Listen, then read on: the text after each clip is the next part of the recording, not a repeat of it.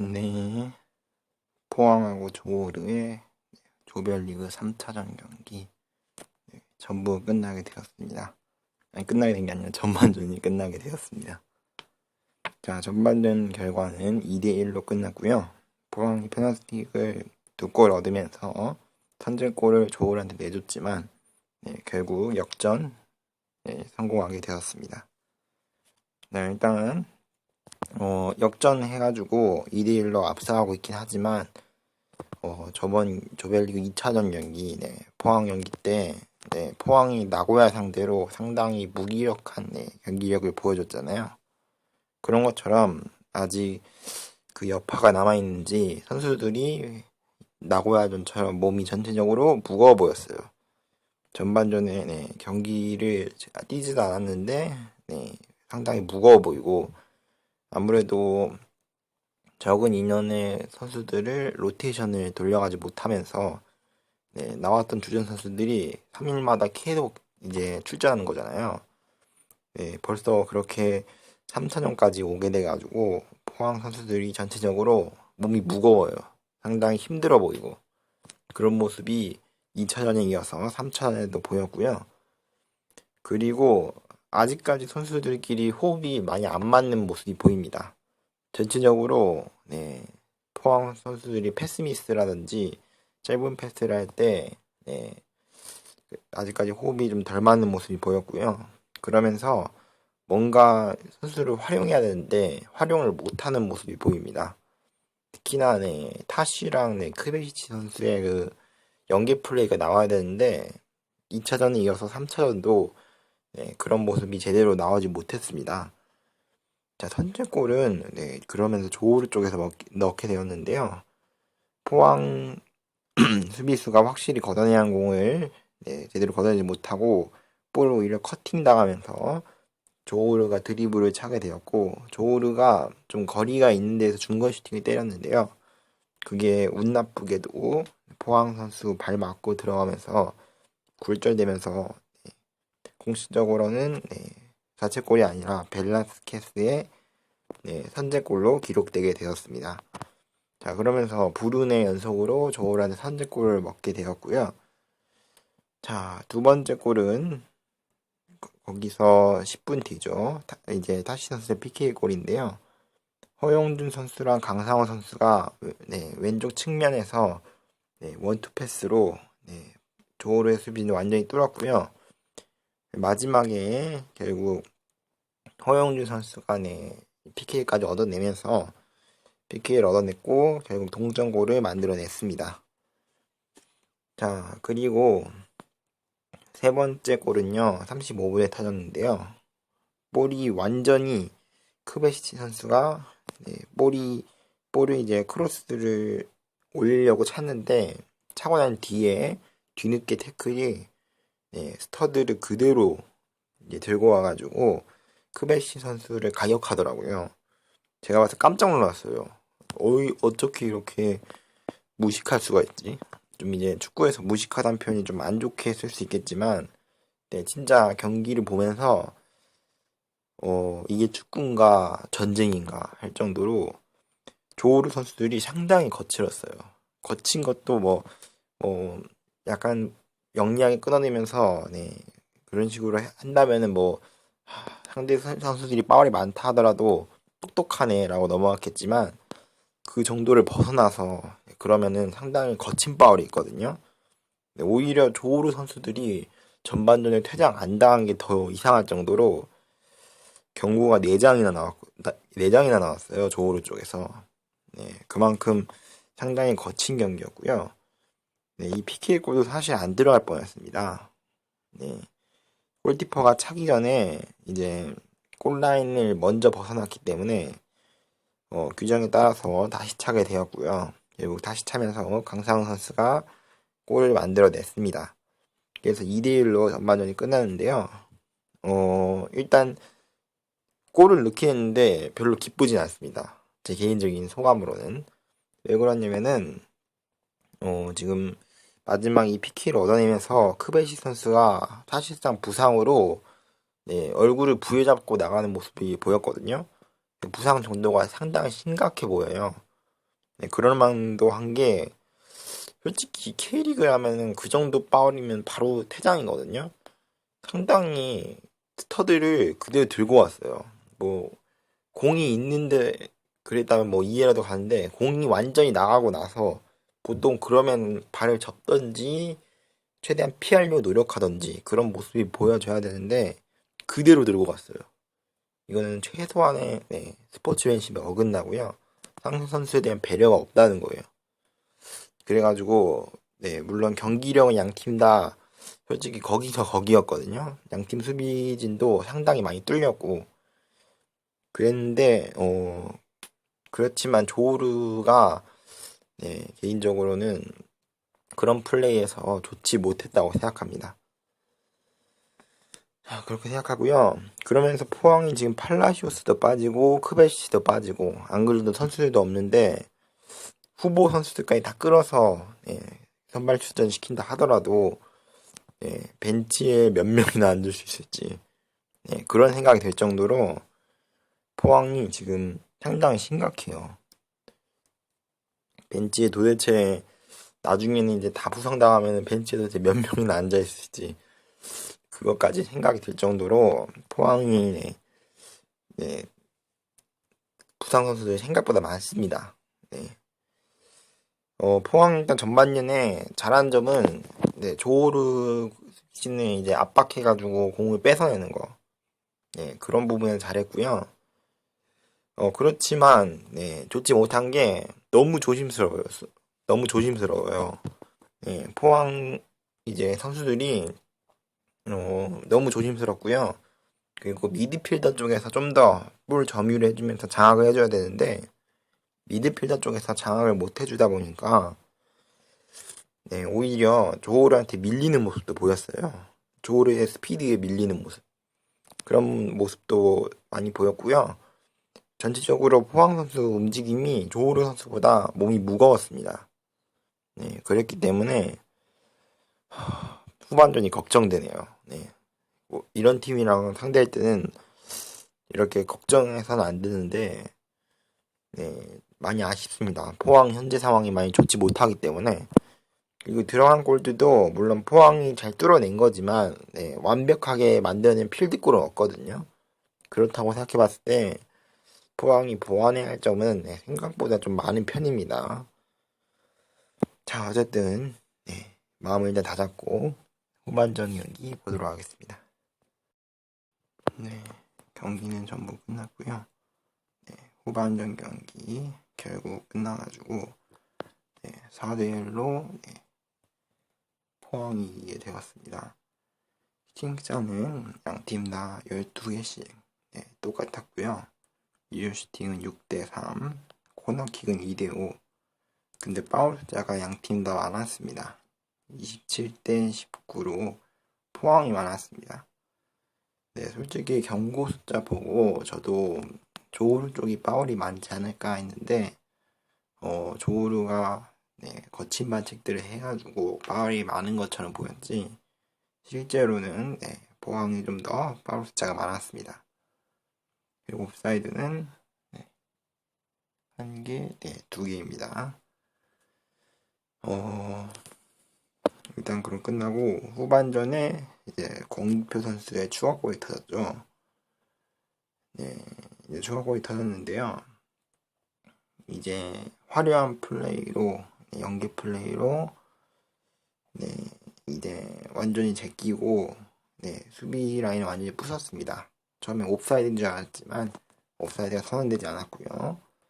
결국 라인을 완전히 부수면서 3대1까지 벌어지게 되었습니다. 거기에 후반 추가 시간에는 그랜트 선수가 헤딩하면서 다리에 걸렸습니다. 그러면서 PK가 선언되었고 결국 그 골까지 임상엽 선수가 넣으면서 4대1로 포항이 조우루 상대로 대승을 거머쥐게 되었습니다. 일단 제가 생각하기에는 조우루가 스스로 자멸한 것 같습니다. 사실 포항이 뭐 경기 운영 능력이라든지 그런 걸 잘했다고 보기엔 좀 그렇고요. 그렇지만 확실히 저번에 네, 나고야전보다 확실히 폼이 많이 올라왔습니다. 포항 선수들이. 특히나 이제 후반 들어서는 포항 선수들이 많이 좋아졌고요. 그래도 아직까지는 좀 수비 쪽에 불안한 모습에 여전히 노출시켰고요. 자, 그러다 보니까 뭔가 포항이 아쉬운 점이 지금 4골을 넣었는데 4골 중에 3골이 PK골입니다. 그럴 정도로 포항이 필드골이 많이 부족합니다. 그렇기 때문에 이런 점을 보완하지 않으면은 다음 경기에도 잘못하면은 선제골을 이제 먹힌 것처럼 조우르한테 일격을 먹힐 수 있기 때문에 조심해야 할 것 같고요. 조우르 입장에서는 스스로가 자멸했습니다. 적어도 거친 태클이라도 안 했으면은 포항이랑 대등하게 붙어볼만 했는데요. 슈팅자도 뭐 비슷했기 때문에. 근데 이제 거친 태클로 PK를 3번이나 준 것이 조우르가 자멸하게 된 가장 큰 원인이라고 생각합니다. 자, 그렇게 포항 경기 끝났고요. 다음은 간바 오사카 대 전북현대 경기 2대2 무승부로 끝났습니다. 1인 시간에 선제골이 터졌죠. 일륜첸고 선수의 골인데요. 황교 선수가 터치로 원터치로 이제 이범영 선수 롱킥을 잘 넘겨줬고요. 이범영 선수 롱킥에다가 패스 넘어온 공을 황교 선수 원터치로 센스 있게 넘겨줬고 일류첸고 선수가 그걸 깔끔하게 마무리했습니다. 간바 수비진이 제대로 복귀가 안 된 상태에서 이루어진 거기 때문에 전북의 속공 능력을 볼 수 있었습니다. 그래서 전반 2분 만에 득점을 올리게 되었고요. 자, 그리고 이제 추가골까지 터졌죠. 일류첸고 선수가 수비벽에 막히고 나온 세컨볼을 쿠닌포트 선수가 중거리 슈팅을 때렸는데요.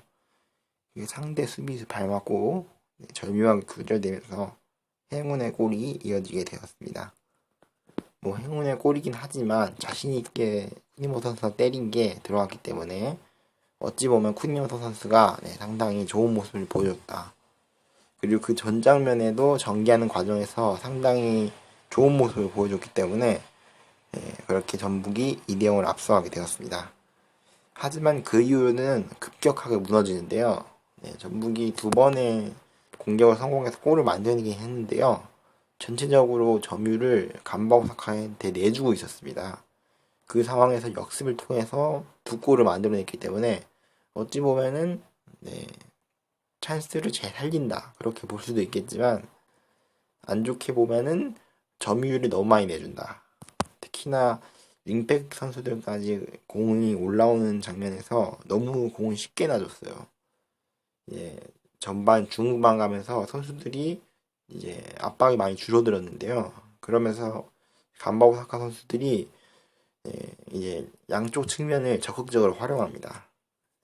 간바 오사카의 주특기 어찌 보면 가장 잘 나오는 공격 패턴이죠. 그러면서 패트릭 선수한테 2골을 먹혔는데요.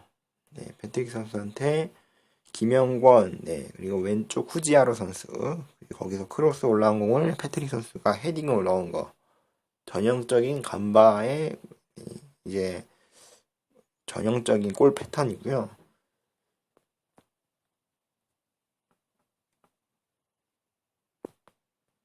그리고 두 번째 같은 경우는 왼쪽 크로스에다가 헤더 패트릭 선수가 깔끔하게 마무리하면서 결국에 동점까지 먹히게 되었고 전반전은 이렇게 끝납니다. 전반전에는 솔직히 골을 더 안 먹힌 게 다행이다 할 정도로 전반 막판에는 급격하게 전북이 좋지 못했고요. 초반에 그래도 득점 낸 게 나름대로 지금 다 끝나고 와서는 그래도 나름대로 다행이다라고 생각이 듭니다. 자, 그리고 후반전에는 전북이 변화를 좀 가져갔습니다. 홍정호를 빼고 공격 수인 구스타보 선수를 투입하면서 전반에서 4백으로 섰던 게 상당히 간바의 이제 수비진을 1대1 마크를 제대로 못했거든요. 그래가지고 윙백까지 공을 쉽게 준 건데 그걸 후반전에 3백으로 바꾸면서 교체를 통해 3백으로 바꾸면서 확실히 나아진 공격력을 보여줬는데요. 안타깝게 추가골이 터지지 않았습니다. 추가골이 터지지 않았고 결국 경기는 그대로 끝나게 되었습니다. 슈팅차는 11대9, 유슈팅 5대3, 코너킥차는 6대0, 이제 파울차는 15대13, 옵사이드는 1개, 2개였습니다. 일단 전북이 저번 치앙라이 경기보다 확실히 폼이 많이 올라왔어요. 치앙라이 경기에서는 적응이 안 된지 2차 적응 때문인지 선수들이 몸이 좀 무거워 보였거든요. 템포도 많이 떨어지고 공격할 때 템포가 제대로 잡아지지 않고 패스미스도 많아가지고 일부러 역습 찬스인데 템포를 죽어가는 그런 모습도 보였거든요. 그런 모습도 보였는데 이번 간바오사카전에는 그런 모습보다 전반전에 이제 화끈한 공격적인 모습을 많이 보였는데요. 그렇다 하더라도 간바오사카한테 전체적으로 점유율을 거의 6대4로 전북이라면 평소에 점유율을 가져가는 팀인데 이번 경기에서 수비적으로 나왔다는 장면에서 전북이 간바오사카하고 1대1 대결에서 어찌 보면 밀린 거거든요. 그런 점에서 대해서는 좀 아쉽습니다. 그렇지만 우려했던 것과 다르게 그래도 좋은 경기력을 경기 결과와 상관없이 물론 이때 먹혔던 2골이 좀 아쉽긴 하지만 특히나 너무 쉽게 먹혔거든요.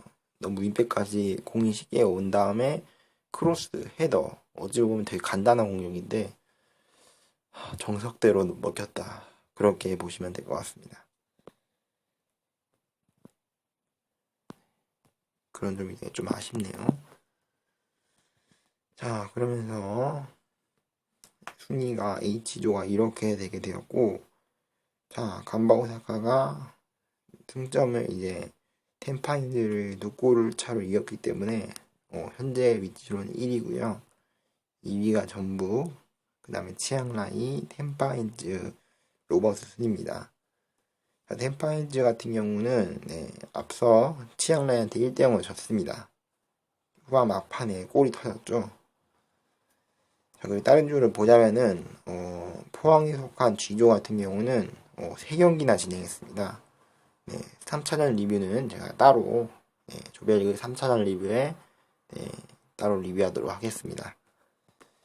G조 같은 경우는 나고야가 여전히 1위를 달리고 있고요. 그 아래로 포항, 조르, 라차부리 순으로 달리고 있습니다. 자, 그리고 울산이 속해 있는 F조. 아직 한 경기밖에 진행 안 됐네요. 여기 이 경기는 일단 울산과의 경기 끝난 다음에 설명하도록 하겠습니다. 제2조는 2경기 진행됐네. 세레소 오사카가 1위고요. 그 아래로 키치랑 포트가 경합하는 모양을 보이고요. 광저우 FC는 유소년 팀을 내보내면서 기대 이하의 성적을 보이고 있습니다. 기대 이하도 아니죠. 애초에 거의 포기했으니까 경기를. 유소년 팀을 내보낸다는 얘기는 사실상 경기를 거의 포기한다는 소리죠. 자, 그리고 I조 같은 경우도 아직 한 경기밖에 진행 안 됐습니다. 자, 대구 FC 경기, 다음에 이제 유나이티드 FC 시티랑 유나이티드 FC랑 FC인가? 유나이티드 시티인가? 필리핀 팀이거든요. 그 팀이랑 붙게 될 예정입니다. 자, 그러면은 다음 경기로 넘어가 보도록 하겠습니다. 울산하고 BG 바툼 유나이티드 경기 전부 끝났습니다. 2대0으로 울산이 이겼는데요. 예상보다 울산 리뷰를 좀 늦게 찍게 되었습니다. 왜냐면은 현지에서 비가 상당히 많이 와가지고 잠시 경기가 중단되었고요. 보통은 비가 와도 경기를 진행하는 경우가 많은데 진짜 비가 우리나라 장마 때 비 오는 거 이상으로 비가 상당히 많이 왔습니다. 이게 전형적인 태국 날씨인데요. 전반전 울산과 비지 빠툼 경기를 보시면 아시겠지만 전반전에는 비가 거의 안 왔거든요. 그리고 후반, 초반까지는 비가 많이 오지 않았는데 갑자기 중반 넘어가서부터 비가 엄청 쏟아졌어요. 자, 그래가지고 후반 32분 결국 비로 인해서 잠시 경기가 중단이 되었고요. 경기가 중단되면 어떻게 되냐? 그것 때문에 AFC 실무진이랑 이제 서로 심판들끼리 회의도 했다고 합니다. 그래가지고 거의 30분 이상 경기가 지연됐고요. 그만큼 순간적으로 비가 상당히 많이 쏟아졌습니다. 전문 용어로는 이걸 스콜이라고 하는데요. 스콜이 말 그대로 열대성 저기압이 발달하면서 순간적으로 비를 쏟아내는 거거든요. 이게 왜 우리나라에는 없냐면은 스콜이라는 게 좀 갑자기 이게 좀 과학 시간을 넘어왔는데 왜 갑자기 이렇게 비가 많이 오는지 궁금하신 분도 있으니까.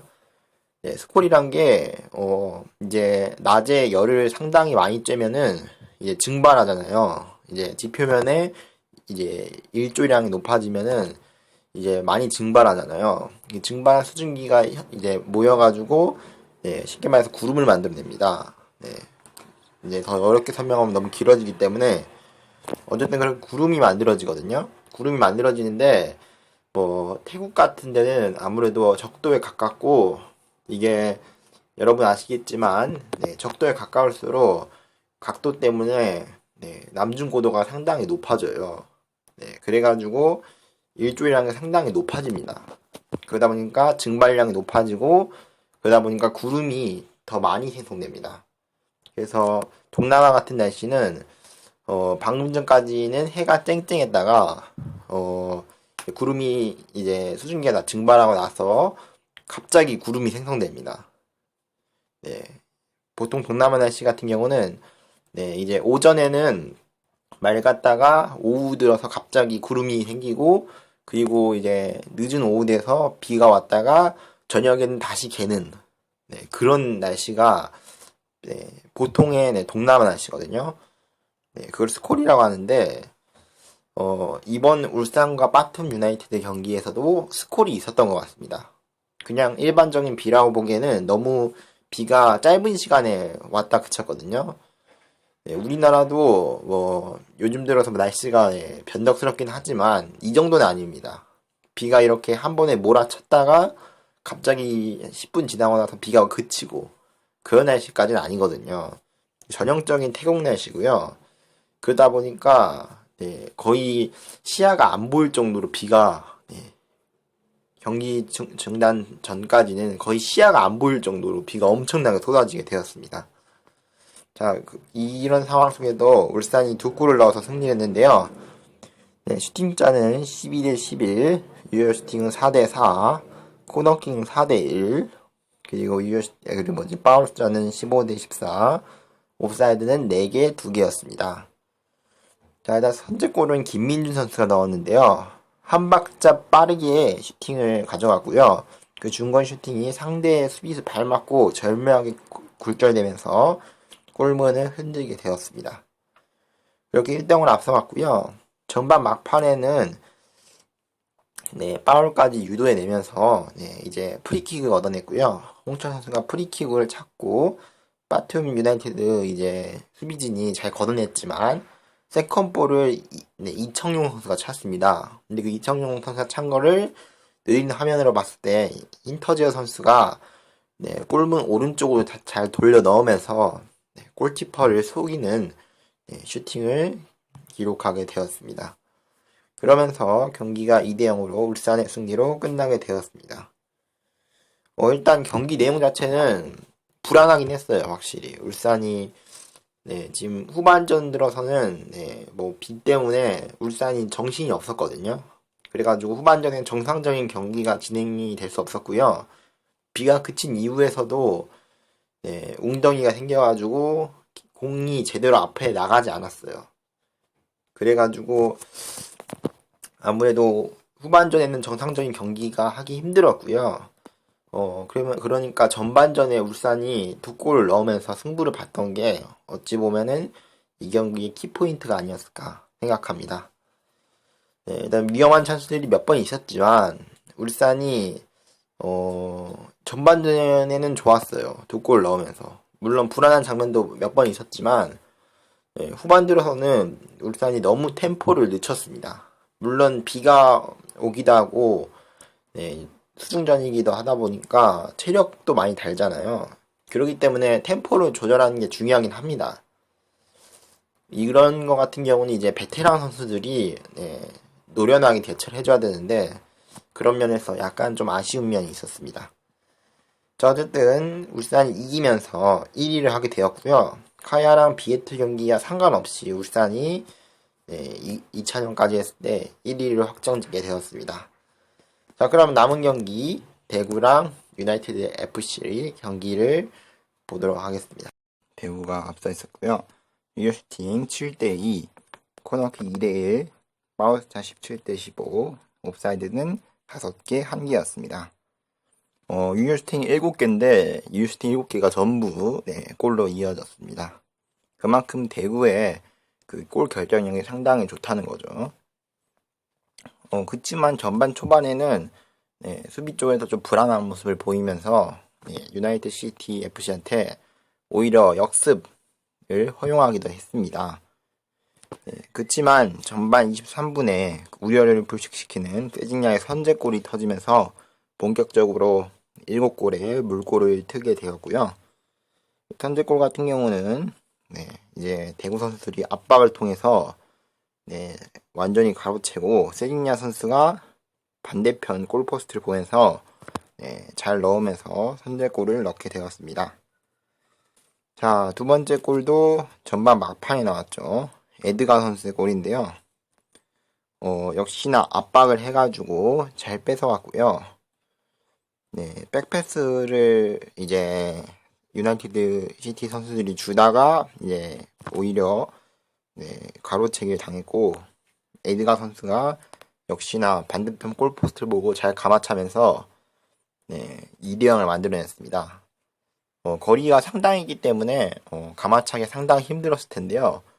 진짜 감아차기의 표본이라고 할 만큼 감아차기 상당히 잘해줬습니다. 자, 그리고 세 번째 골은 전반 막판에 나왔는데요. 세징야 선수의 프리킥에다가 김진영 선수가 헤딩으로 미어 포스트로 잘 밀어 넣으면서 정확하게 골을 넣게 되었고 이렇게 3대0을 만들어냈습니다. 자, 전반은 그렇게 끝났고요. 후반전은 안용호 선수의 62분에 골이 터졌죠.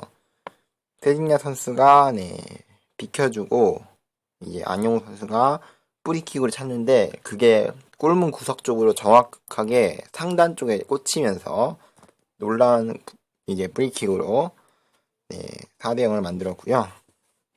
이어서 10분 뒤에는 또 골 넣으면서 멀티골을 넣었죠. 정치인 선수가 상당히 역습을 잘 갔어요. 이 골 같은 경우는 대구의 전형적인 역습을 통한 득점이었고요.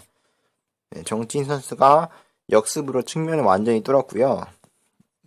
그리고 내려다준 크로스를 이근호 선수가 헤더로 잘 떨궈줬고 안용호 선수가 잘 마무리하면서 멀티골을 넣게 되었습니다. 자, 여기서 끝나지 않고 6번째 골도 터졌는데요. 후반 90분에 터졌죠. 역시나 또 정치인 선수가 기가 막히게 라인 브레이커 역할을 해주면서 라인을 뚫어냈고요.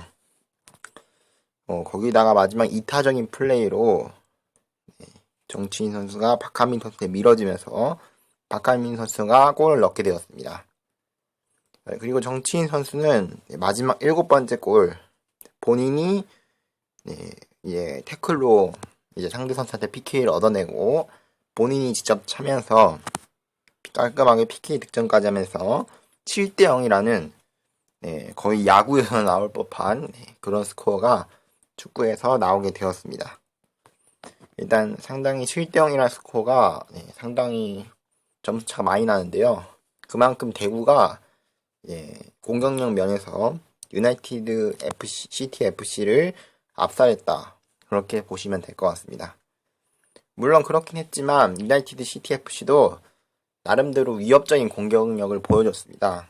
몇 번 골망 흔든 적도 있지만 뭐 골라인이라고 하냐 그걸 골킥이 선언되면서 취소되기도 하고 뭐 안타깝게 빗나가기도 했는데요. 유나이티드 시티 FC 같은 경우는 이제 압박에 좀 취약한 모습을 보였습니다. 그래서 대구가 이번 경기 잘한 게 압박입니다. 압박을 가하면서 상대 선수를 당황시키면서 이제 가로채가지고 넣은 골이 많거든요. 그래서 유나이티드 시티 FC의 약점을 잘 공략했다라고 보시면 될 것 같습니다.